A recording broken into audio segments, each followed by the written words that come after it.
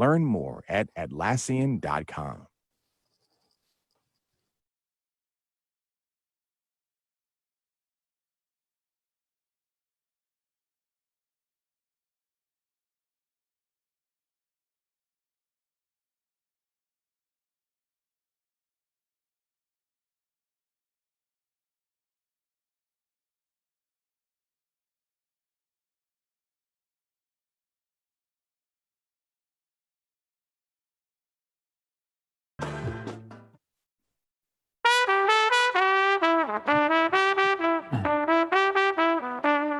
This is Charlotte Talks. I'm Mike Collins. On the local news roundup, the governor extends phase 2 coronavirus restrictions to September 11th. Many businesses see this as a major blow. Meanwhile, Mecklenburg County deliberates on how to help businesses comply with the governor's mask mandate. We are inching closer to the Republican convention in Charlotte. Parts of it are here, but where will the president make his acceptance speech? And Hurricane Isaias hits the coast. We get a wrap up of the damage. And here to update us on all that and much more is WFAE's political reporter, Steve Harrison. Good morning, Steve. Good morning, Mike. Katie Peralta is here. She's senior editor for Charlotte Agenda. Thank you for joining us. Morning. Glenn Berkins is founder, publisher of QCityMetro.com. Good morning to you. Good morning. And Eric Spanberg, who guest hosted this program just yesterday. You can't get rid of him. He's back. The bad penny returns. That's right. He's managing editor of the Charlotte Business Journal. Thank you for coming back, Eric. Appreciate it. Good morning, Mike. Good morning. We're all on the radio. We're also on Facebook Live. We're going to begin with a story that I did not billboard there because this came in late yesterday afternoon. More than a week ago, Charlotte City Council decided to bar Carolina FinTech Hub. It's a nonprofit run by City Council member Tariq Bakari over concerns that Bakari could potentially benefit from taxpayer dollars or create the appearance of a conflict of interest. He would have run this, Eric, as I understand it, but not necessarily profited from it. And according to, he says he's completely innocent of this. So what was exactly going on there? Yeah, it's really entangled, but this came up in a committee meeting. It was soon after Tariq Bakari had criticized most of the council for not supporting the police. And so he thought it was a personal attack. The council wound up, as you say, excluding the Carolina FinTech Hub from this workforce program. The payment that was involved would have gone directly to trainees from the city. So it would not have gone through Carolina FinTech, but Carolina FinTech was going to run this program. The city attorney said that he had found no evidence of a conflict of interest violation, but council members were concerned that it just didn't look right, and they have decided to essentially revise the policy at some point. So that's where we were a week or so ago, and now I think, as you're about to mention, we have some more developments. Yes. So they dropped Carolina FinTech Hub from participating in that program to avoid the appearance of a conflict of interest. So now Republicans, the state GOP, has filed ethics complaints against 2 Democrats on Charlotte City Council. The council members are Dimple Ajmera and James Mitchell. Why them? Well, they are members of this committee. Dimple Ajmera in particular was aggressive in questioning what Carolina FinTech Hub was doing and whether they would benefit. The interesting part, and everyone here today, of course, has covered a lot of politics. The interesting part here is that everyone says, and when I say everyone, Dimple Ajmera, James Mitchell, and Tariq Bakari have pretty consistently said none of this is personal. But then on the other hand, there have been times where they thought they were being personally, accused of things or attacked. I have not seen a response yet from Ajmera and Mitchell about what was alleged yesterday. So we'll have to wait to hear that. But yeah, it's a mess. And we're 3 months from Election Day. I think, you can see what's going on here. So the state GOP spokesman, Tom Wigginton, says the attacks against Tariq Bakari were politically motivated because of his frequent clashes with colleagues over, as you said, police reform and the GOP convention, because he's been a proponent of having that convention in Charlotte. Could it be said then that these complaints from the state GOP are directly in retaliation for Ajmera and Mitchell raising concerns over the conflict of interest on Bakari's part with regard to the FinTech Hub situation? Yeah, I mean, I think that people outside of this who are not directly involved are going to naturally assume that a lot of this is about politics. Now, of course, we don't know what will be found. There could be things out there, but it certainly seems like we have a bit of a rivalry going on here, back and forth. And as you said, the NCGOP is talking about Tart Bakari in terms of what he said supporting the police, and whether some of his colleagues were retaliating in a sense with the questions about the FinTech hub. So there's a lot to be sorted out here. I think it's, I'm sorry, go ahead, Mike. No, go ahead. Oh, I was just going to say, I think it's interesting that that the state Republican Party weighed in with its ethics complaints, because really for so many years, there really is no Republican Party in Charlotte city politics. You know, there's a 9-2 council majority, and the two Republicans occasionally make some points and lose a lot of votes. And it was just a bit of a surprise to see the state weighing in on this when they are such small players locally in Charlotte politics. But Glenn. Yeah, I think that's just kind of continuing that theme, as Eric said, we don't know what's going to come out of this, so we certainly don't want to prejudge it.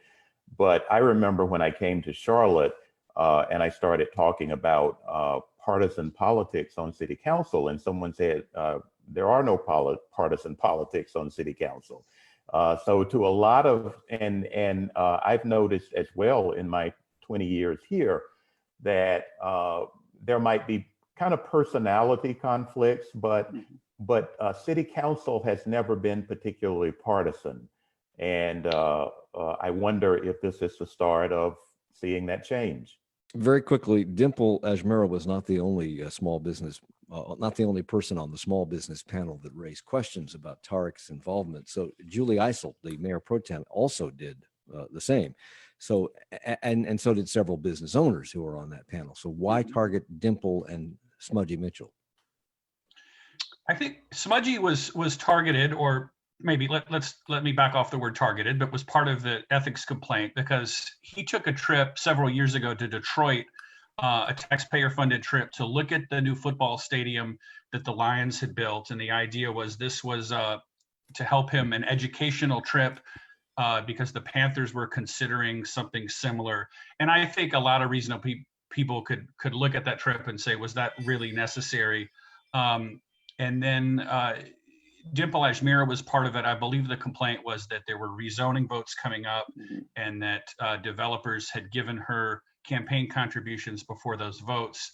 I think we've all covered enough city council votes to know that that's the timing may be a little unusual, but developers bankroll city council campaigns. They're the big players. So we will keep our eye on that story and see what, if anything, develops from it as we go into the next couple of weeks. For those looking for a quicker reopening to our economy, we got some disappointing news this week in North Carolina from Governor Roy Cooper. We've stabilized at a number that's too high. We've stabilized at a percent positive that is too high. So we want to continue to work to drive those numbers down. And we think that staying at Safer and Home Phase 2 will help us do that. And with that, the governor extended Phase 2 restrictions for the third time, this time through September 11th, 5 more weeks. This will take us through the Republican convention and through the Labor Day weekend. And this is a longer extension of Phase 2 this time. The other 2 extensions were for 3 weeks. This was 5. So what does that tell us? Well, the governor and Mandy Cohen, the Secretary of Health and Human Services, both said that with back to school, even as limited as it may be, that is a significant change. That's a concern. They want to watch those trends. And then, of course, you also have the colleges going back. And so there is the risk of virus spread from that perspective as well. So it's all about back to school and seeing how those trends go before they consider looking at a further relaxing of the reopening plan. Well, CMS, of course, has decided to go online only in this semester, but other school districts around the state have made different decisions, either hybrid decisions or opening the doors to classroom altogether. How does this extension of Phase 2 statewide impact those school decisions elsewhere? Or does it?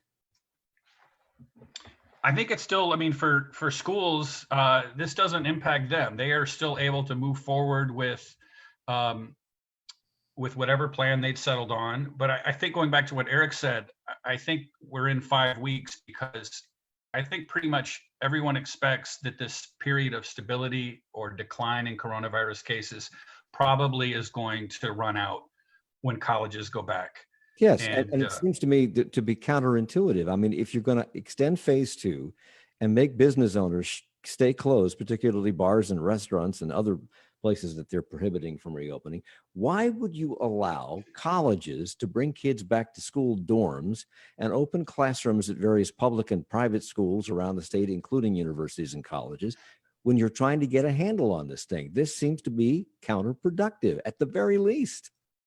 I think there are a lot of questions about consistency of what needs to remain closed and what is allowed to remain open in terms of universities, elementary schools.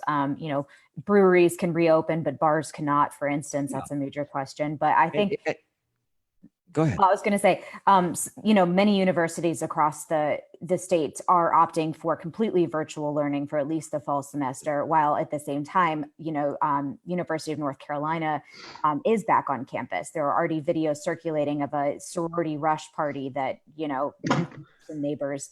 So I think that this all raises questions of, how consistently are we being with reopening and what makes sense and what doesn't. But undoubtedly, the return to campus and the return to classrooms among some institutions will result in a case spike without other things like gyms and bars reopening. And this consistent inconsistency at all levels of government seems to be undermining public confidence. You don't know what to believe. They seem to change the rules on a whim at any given moment in time. And the rules, when they're in place, are contradictory. So why should you believe any of it, which raises the frustration level? Phase 2 has limited indoor gatherings to 10 people and severely impacted, as you mentioned, Katie, bars and restaurants and gyms. Under phase 2, nightclubs, theaters, music venues also remain closed. Many business owners are exasperated and asking, when will this end? Like Michelle Laurie, who spoke with WCNC TV. Why do we have to pay the price for everything? Nobody else is picking and choosing who's going to be a winner. It's cherry picking. So why are you making private bars suffer? She and her husband own Jeff's Bucket Shop on Montfort Drive. They don't serve food, so they have to stay closed under phase 2. Is her reaction the common one, Katie? You talk to business people, so do you, Eric. Is hers the common one, Yeah. bar and restaurant owners? Go ahead, Yeah. Katie.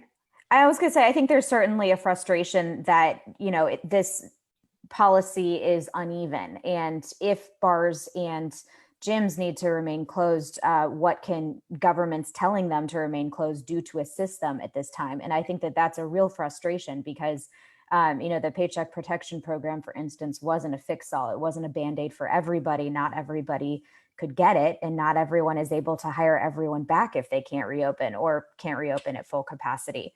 So there's a lot of frustration about, how do you survive for months on end without incoming revenue? How do you pay your rent on time? What's the rationale for, some businesses that technically aren't allowed to reopen continuing to do so with basically with impunity. So I know that has caused a great deal of frustration, understandably. While a lot of these guys do favor, safety and keeping their patrons as healthy and safe as possible, they still, would say that they have a plan in mind and they can operate as safely as possible, just like breweries can, for instance. So we do sense a lot of frustration right now, and it's completely understandable. Yeah, and I was going to say, go ahead. No, I was just going to say, what's interesting about it, Mike, is there are plenty of good arguments, and I hear the same ones that Katie just laid out for us. There are plenty of good arguments of why various businesses should be open, can be open, and how safe it could be, but the cases keep going up. It's Eric Spanberg from the Business Journal, Katie Peralta from Charlotte Agenda, Glenn Burkins from Q City Metro, and Steve Harrison from WFAE News. We're coming right back. Support for Charlotte Talks comes from WFAE members and Cravata Photography, producing professional images customized to connect businesses and highlight individual brands. More at CRAVOTTA.com.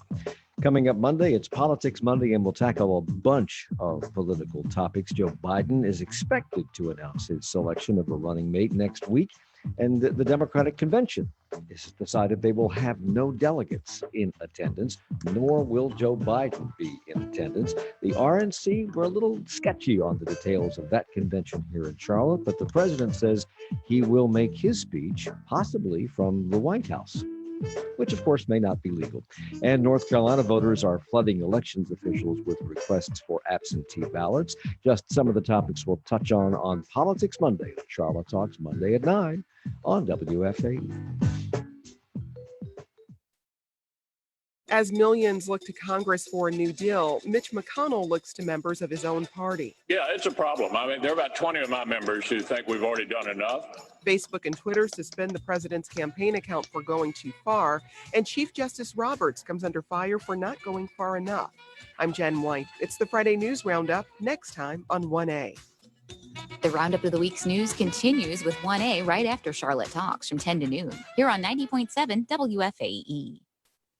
It's Charlotte Talks on listener funded 90.7 WFAE and 90.3 WFHE. I'm Mike Collins. It's the local news roundup with Steve Harrison, Katie Peralta, Eric Spanberg, Glenn Perkins. Governor Cooper was asked recently about, because restaurants and brew pubs seem to be handling rules effectively, why not let bars open, but with safety restrictions?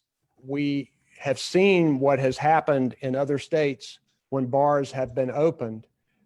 Governor Abbott of Texas said that in all of his reopening, the thing that he regrets the most was reopening bars. We know that these are high transmission areas, and that's why that they have remained closed.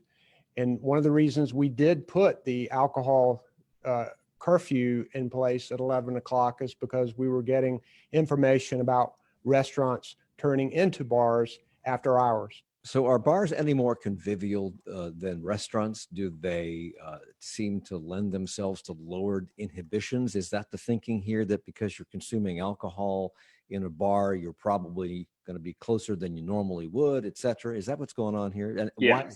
why isn't that the same at a brew pub? That's the argument. What you just said, Dr. Anthony Fauci and plenty of others have said, because of the lessened inhibitions, the tendency for it to be very loud, whether it's music or anything else, and people are having to speak louder and be closer to each other, that bars are, a place where it's likely to have a lot of virus spread. The argument, I'm going to ask Katie to help me out. The argument for breweries, is it because they make it on site? Is that how they're able to be open? I can't remember what the specific reason is. There are a number of reasons that their lobbying body pointed to. They have really detailed safety plans in place for reopening, and that they could space out tables. A lot of them did away with like waiting in lines. So you have basically table service, which, helps in kind of spreading people out a little bit more. Many of them do have either restaurant or kitchens inside, or they have food trucks. I'm not quite sure I fully understand the food thing. I guess maybe their argument might be that if you're eating, you're not going to get as intoxicated, maybe.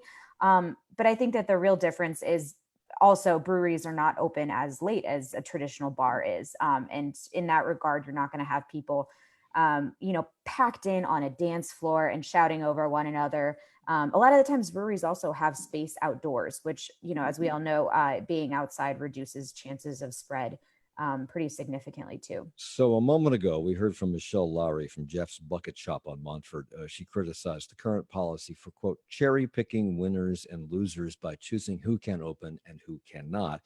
And I mused out loud, does it make any sense to prevent them from opening if you're going to bring schools back into session and you're going to let kids go into the dorms at colleges and universities? And the health director of Orange County told UNC Chapel Hill's chancellor she would like them to postpone in-person instruction for at least 5 weeks and would really prefer virtual learning for the entire fall semester. Did that fall on deaf ears in Chapel Hill? Obviously so. Okay. Has Mecklenburg County's health director, Gibby Harris, made a similar request to any of the colleges or universities, including CPCC here in Charlotte? I've not heard Gibby Harris say that on any of the briefings that I've been on. And Mike, I was going to say one more thing, going back to phase two. If we go back to May when the state laid out the big 4 metrics, we get the green check or the red X or the yellow line. And, the big thing was kind of stable or declining. And so I think if you're a bar owner, a small business owner, you could look at the most recent data and you could make a very good case that there should be 4 green checks. And so I think that there is a bit of a frustration with, they feel like it may be the correct decision, but the goalposts have been moved. Mm-hmm. And, I think one more thing too, we talk about bars, and bars is a really big deal, but what about museums, outdoor playgrounds? These are some things maybe that could be opened and really have no impact on spread, but still closed. Well, and meanwhile, you have camps and pools and things like that open, particularly your playground point, Steve. How can you have an overnight camp or a day camp open, but you can't have a playground? And that is to your point as well, Mike, that there's so many contradictions and conflicts in these policies that it gets very confusing. And I think that's exactly how this has become such a crazy political issue as well. We don't understand this virus. And I think that as they're continuing to learn more, these guidelines change and they shift. And that really shakes confidence in public officials. I remember back in like March, they were telling everybody not to wear face masks because they wanted to preserve those N95 masks specifically for healthcare workers. And now all we're hearing is, wear a mask, it helps to prevent the spread. So I think that sort of this evolving message, let's call it evolving, let's not call it contradictory, really is hard. It's hard for the public to maintain confidence in leadership when all of this is sort of shifting. So in the last several weeks, additional requirements have become part of these phase 2 restrictions, including mask wearing and the alcohol curfews at restaurants after 11 p.m. Are they having the impact that health officials had hoped for, or do we know? I don't know if we can draw a conclusion yet. The governor said the other day during his briefing that he attributed some of the stabilization to the fact that people are wearing masks and expects some similar results from the alcohol curfew. Now, obviously, it's in their interest to say that. I will say anecdotally, I do see a lot more people wearing masks. So assuming that the science is right, and I have to assume that, then there probably is some impact. The question, though, is how long will this, obviously the question is, how long will this stabilization last, or will it start to go up? Because remember, even with the glimmer of good news the other day, everyone agrees that North Carolina is still elevated. I mean, it's not like we've had a downward trend for any sustained period. And I think if you look at some of the charts and even in some of the states where we're seeing some of the most rapid spread, we're starting to see what I'm hoping are promising signs of the case count starting to plateau and even decline a little. And that certainly correlates or corresponds with governors in that state imposing more restrictions, shutting down bars, more people wearing masks. As Eric said, anecdotally, I think there is plenty of anecdotal evidence that mask and shutting down public gatherings, those types of things are starting to have an impact, a positive. And of course, impact. it's not just bars and restaurants. Gyms like Gina Hamilton's Ride or Die Spin Studio on Clanton Road are also closed. I don't know how anyone's going to survive much longer. Give us some sort of wiggle room, something, anything. Gina Hamilton speaking with WCNC TV. Did the governor say why it was okay for schools to open, but not for gyms to open? I don't think he made that comparison directly, but they have said multiple times that gyms are a really tricky area because people are breathing heavily. There's a high likelihood for transmission if you're in a closer room, especially like a spin studio, for transmission. So again, it comes back to what's fair and what's not. Some private spin studios might be able to safely space everyone out and put plexiglass up, but I'm not sure the state would have the ability to say, okay, this studio can open up, but this larger one can't. So it's sort of, unfortunately, this one size fits all policy. And I think, Mike, we have to acknowledge as well that we can't fairly compare schools to bars. Parents need schools open in order to work. They need to work in order to earn money. They need to earn money in order to keep the economy going. So it's a vicious cycle. I don't think anyone would argue that they are being even-handed across the board. I think whether it's North Carolina or other states, they're making the best decisions they can while trying to have the least impact on the economy, least harmful impact on the economy. So Chris Narveson, who is the owner of Orange Theory Fitness, told the Charlotte Observer there has been no guidance or compassion given to businesses that are forced to be closed under the governor's authoritarian executive order. Those are his words. Are bar owners and gym owners not being given any special assistance from either the state or federal governments during this crisis? Nothing? Nothing special in particular. I mean, both the county and the city have small business grant and loan opportunities that they could tap into, as well as the federal government's PPP, but there's nothing specifically spelled out for these two types of businesses. So, Eric, the Business Journal has been conducting an unscientific reader poll, which asks if readers think North Carolina should be fully open by now, or if we're moving at just the right speed and are balancing public health and economic needs, or if we are moving too fast. You just push buttons on the website to answer those questions. So what are you seeing? What results are you getting? I hope you have those results in front of you, because I do not have the results in front of me. Which is terribly embarrassing. I'm a lawyer. I have the answers to every question that I ask. So as of yesterday at 3 p.m., 55% think that we're moving too slow in reopening. 39% believe we're doing it just right. 6% believe we should return to tighter restrictions. Now, this is just from people who have chosen to answer this survey, so it's completely unscientific. But I think that probably matches sentiment, don't you? Well, and what I was going to say is, while I obviously could not recall the exact numbers by any means, much like Katie said, when you speak to business owners, they are almost uniformly frustrated because, and you played the clip of the woman that owns the spin class business.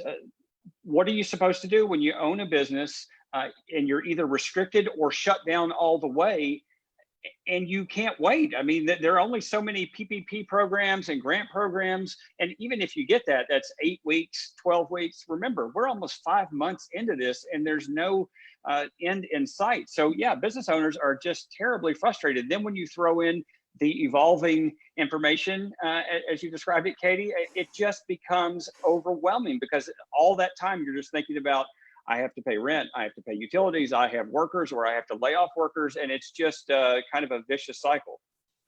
So, Glenn, this is also impacting the criminal justice system. Evidently, we haven't had a criminal trial in Mecklenburg County since March, and Spencer Merriweather, the district attorney, says this is going to send them into a bit of a tizzy. Talk about I think he would say they're already into a bit of a tizzy. As you point out, it's been 5 months since they've convened a jury trial, and all the while, crime continues unabated. As we all know, homicides are up. Some categories of violent crimes are up. I talked with the DA yesterday. He was saying that no one should be surprised that at some point he may have to look at entire classes of offenses and figure out how to deal with this, because there's just a growing backlog in the courts right now. Even things like the protesters from earlier this year, dozens of people were arrested with no trial dates set. I think he said that in a million years, when this year started, he could not have imagined finding himself in this situation. There's no way to do a jury trial. I mean, can't you find a way to separate the jurors so they don't have to sit side by side during a trial and still protect people and still do a trial? You can't do that. They're sending kids back to school. Why can't you have trials? Well, we did talk about that a little, and he actually compared it to sending kids back to school. Not only do you have to have the jurors in the courtroom, Right. but you have to convene. I think he said 71 people for the jury pool. They're in that room together during deliberations. Whoever is picked for the jury is in an even smaller room deliberating. He said that they've done as much as they can to make the court system safe, but right now he just has no idea when they will start seating juries again. And health officials keep saying, this is why you should wear a mask, because health officials keep saying, as long as you don't wear a mask, the virus is going to spread and the economy is going to be shut down. And so is the criminal court system. And so are the schools. And it just balloons out from there. So this week, I'm told, Mecklenburg County has been investigating ways to help people cooperate with the governor's mask wearing mandate. You're supposed to wear a mask into retail stores and places like that, but some retail stores don't want to put their employees in the position of having to enforce that. We talked about this in the past. We don't have to belabor that. So what is the county considering doing? The county manager mentioned this the other day during a briefing, and she had gotten this, it was the Business Roundtable. She mentioned that this idea had been used in Las Vegas and in Allegheny County, Pennsylvania, which is Pittsburgh is the county seat, having ambassadors go out and in essence encourage and educate business owners on getting people to wear masks. I mean, it's that simple. Now, the board talked about it the next night. They have not set a definite time frame for doing this yet, but it sounds like it's something they're going to pursue. So these would be bilingual people going out to talk to business owners, not to customers in the stores? To business I owners? assume they could talk to anybody they want, but the more efficient way, obviously, is to deal with the business owners who are dealing face to face with a number of customers. And I think that the other thing is they want to make sure that they're educating people before going immediately to punishment, because I think there's a concern among county officials, at least, that there are, there's perhaps misunderstanding about what the policy should be, how to apply them for customers coming in. So I think that it's primarily an education first component before they go directly to citations and things like that. And Eric, you wrote that Mecklenburg County Health Director Gibby Harris said that the Count on Me CLT campaign and other steps taken by government and business to limit the spread of this virus remain crucial for reducing the impact of the pandemic. What is the Count on Me CLT campaign? It's a couple of ad agencies in town have put together this $200,000 campaign that is essentially emphasizing what we've talked about a zillion times here and everywhere else, which is the 3 W's of wearing your mask and maintaining 6 feet, washing your hands, the basic hygiene, and the message of everybody participating so that we can end this pandemic sooner, not only primarily for health reasons, but also so that we can get back to normal life with schools and all the other things that we're talking about. And the county has another $500,000 in federal money that they will at least partially dedicate to getting this word out in various ways through advertising and other grassroots efforts. And the Observer reported this week that modest improvement or stable coronavirus trends are beginning to emerge here in Charlotte and surrounding communities. That's a new development. And this week, the governor also stressed that stability is fragile. And we've seen that in other parts of the country where it looks like they got a handle on things and suddenly they don't. When we come back, we'll talk about the impact of this on the on fall school sports, the jumble of activity going on surrounding the Republican National Convention. And believe it or not, there was a hurricane earlier this week that caused some damage down east. We'll get an update on that as well. Steve Harrison is here from WFAE News, Katie Peralta from Charlotte Agenda, Glenn Burkins from QCityMetro.com, and Eric Spanberg from the Business Journal. Support for Charlotte Talks comes from WFAE members and New Dominion Bank, uniting a family of community banks together under a single name, Park National Bank, with streamlined access, online services, and a depth of resources. More information at parknationalbank.com. Nina Totenberg, Susan Stamberg, and Linda Wertheimer, NPR's founding mothers, will come together for a rare group interview with WFAE's Lisa Worth on Saturday, August 29th at 7 p.m. These acclaimed journalists will talk about their distinguished careers, the state of journalism, and current events today, and share behind-the-scenes stories of NPR and much more. You're invited to be part of this, by the way, and you can get additional details and put in that necessary RSVP for this special online event right now at WFAE.org. The Roundup continues in 20 minutes to 10 with the national news, and we'll continue our Roundup locally here in 30 seconds. The uncertain fate of TikTok in the US has some users anxious, but for most, even those who make money on the platform, it's business as usual. So back in October, I got fired from Best Buy for making TikTok videos. 2 weeks later, I hit 1 million followers, and now I'm still making videos, but creating TikToks when there soon might not be a TikTok. This afternoon on All Things Considered from NPR News. All Things Considered from 4 to 6:30 on 90.7 WFAE. It's the local news roundup on Charlotte Talks on WFAE and WFHE. I'm Mike Collins. We've talked several times and at length prior to CMS's decision to conduct the fall semester exclusively online about how worried some teachers were about returning to the classroom for health reasons. And now veteran teacher Erlene Lyde, who is also former head of the Charlotte-Mecklenburg Association of Educators, has told WFAE News that there's still a lot of anxiety about going back into schools just to prepare for the all-remote year that's coming up. Concern is with the ventilation systems in the old schools, you got that virus still just circulating. I feel better if they bring in some engineers and go through these schools and certify them and look at the airflow and say, well, this building is really not safe. So has CMS responded to those concerns? Because they went back yesterday. The teachers went back yesterday into those buildings. Have they responded? Do we know? Not sure about that one. Okay. I think they haven't addressed that particular issue. And I think the other thing that I'm curious about as a parent is, it's been about 3 weeks now that there was an idea we were going to set, or CMS was going to set a metric or a series of metrics to go back. There was talk about creating a health advisory group. And I don't think either of those have happened yet. And I think a lot of parents are just kind of watching and waiting to see what's the benchmark, what is going to bring kids back. Because more than 9,000 teachers at CMS went back to the school buildings yesterday to prepare for the start of school, which will be entirely online. So why do teachers have to go back into their buildings to make those preparations? Why can't they be virtual as well?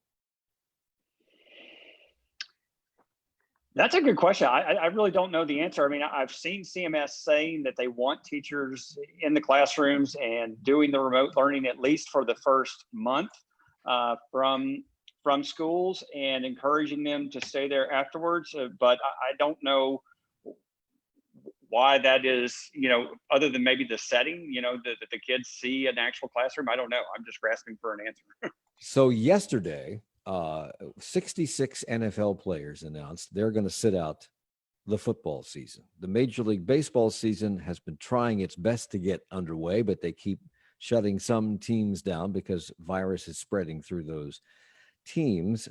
Some universities have canceled their football schedules for the year. What impact is this having on high school sports, football and otherwise? So it looks like based on what CMS, the way CMS answered a survey from the State High School Athletic Association, they're not going to have any sports as long as remote learning is in place. And obviously remote learning is in place for the foreseeable future. So you're hearing rumblings about would they maybe move football and other sports to January or February or the spring.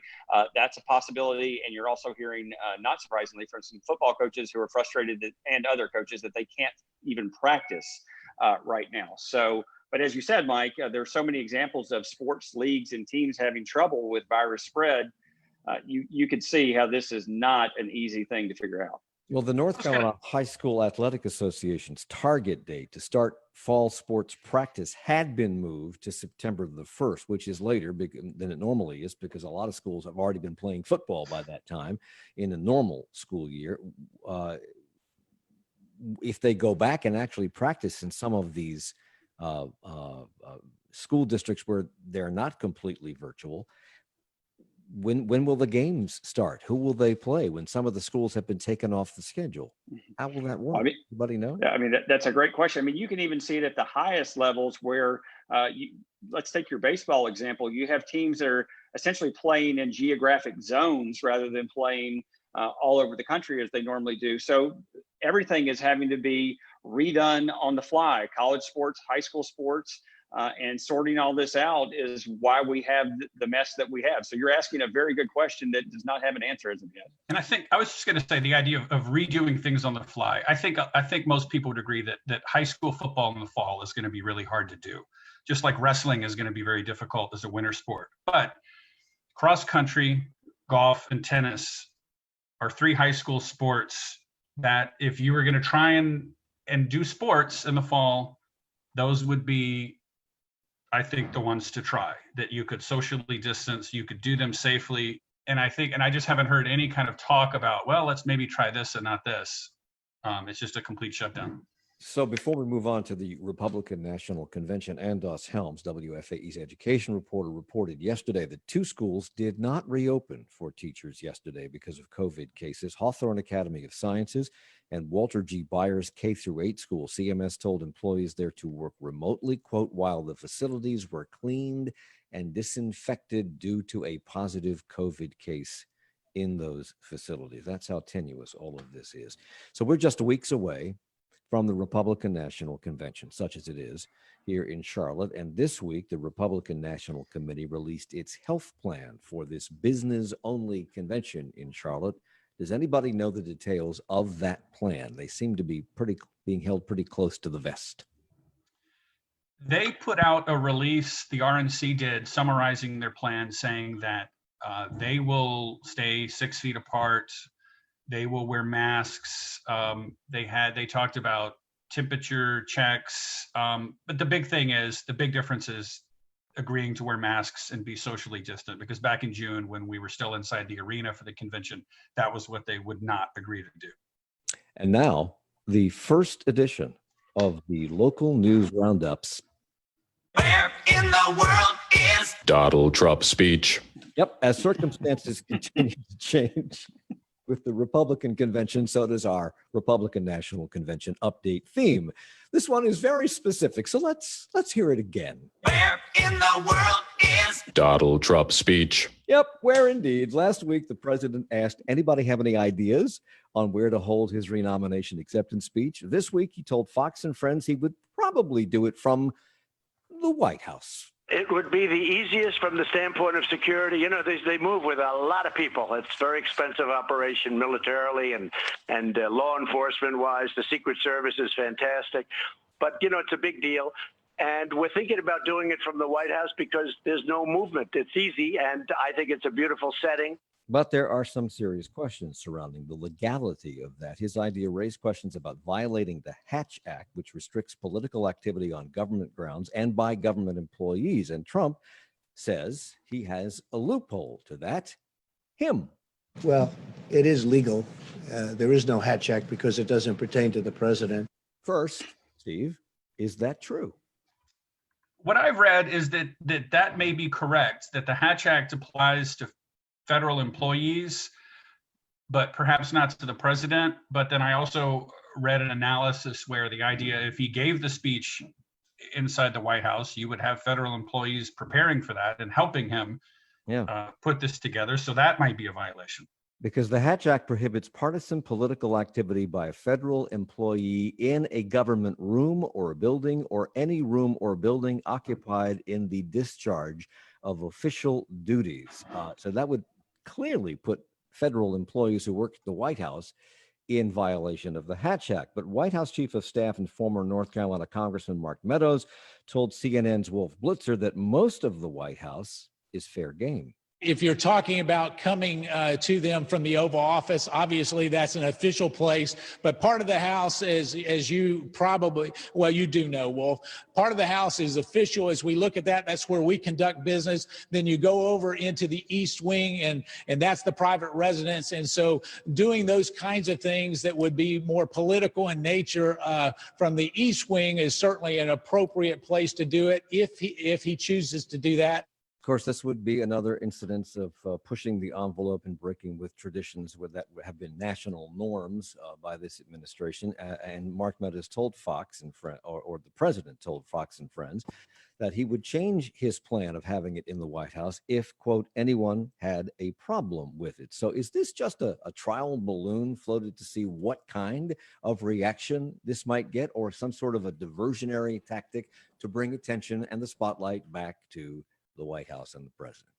Well, first of all, Mike, I just want to say I'm shocked that there would be a change in Republican National Convention planning, because it seems like it's been so consistent all along. I'm not sure if it's a trial balloon or a diversionary tactic, but I would just remind everybody that it was a little bit over a week ago that the president was in the Triangle assuring people that he would be making his speech in North Carolina. So these things can change rapidly.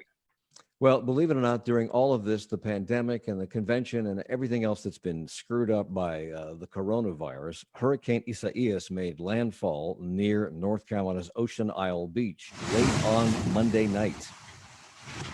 At landfall, winds were clocked at 85 miles per hour, and Spectrum News 1 anchor reporter Jonathan Lowe has been covering the damage and the recovery from the hurricane most of this week, and he joins us now. You look pretty sleepy, Jonathan. Where was most of the damage concentrated? It was all along the North Carolina coast. I mean, dare anybody say just because this was not a Cat 2 or Cat 3 hurricane, it flirted with, I think it re-strengthened to a hurricane right before it made landfall down at near Ocean Isle Beach, right at the south coast, right at north of the South Carolina line. But I mean, it spawned, I think the count is now 6 tornadoes that touched down. So all the way up the North Carolina coast. And I think I'm correct in saying that the biggest of those tornadoes hit Bertie County, which is where an F3 tornado hit a mobile home park. It killed 2 people there. And the Bertie County sheriff described the destruction as unreal. I've been with the sheriff's office for 38 years, and I know the mobile home park, and it's like nothing is there. That tornado hit at 1:15 in the morning with wind speeds of between 140 and 145 miles per hour. Aside from that EF3 tornado, was most of the damage due to wind, or did surf and beach erosion and storm surge play a role in the damage? So as far as Bertie County, it was the tornado. Down at Ocean Isle Beach, I think it was more so storm surge and wind damage. I mean, they were hit hard at Ocean Isle Beach. But as far as Bertie County, and I was out there on the ground, and that tornado was on the ground for, I believe it was 10, 11 miles. And if people could think about, that's from uptown Charlotte to Matthews is about that distance. It was on the ground, an EF3 tornado, I think 145-mile-an-hour winds. That mobile home park was pulverized, flattened. So, 2 people killed, but this hit in the middle of the night, Mike. So, and with the pandemic, a lot of people are at home. And so shelters were available, but, just you think with the pandemic, people probably weren't going to do that. So it hits in the middle of the night. One good thing is that the state has a search and rescue task force.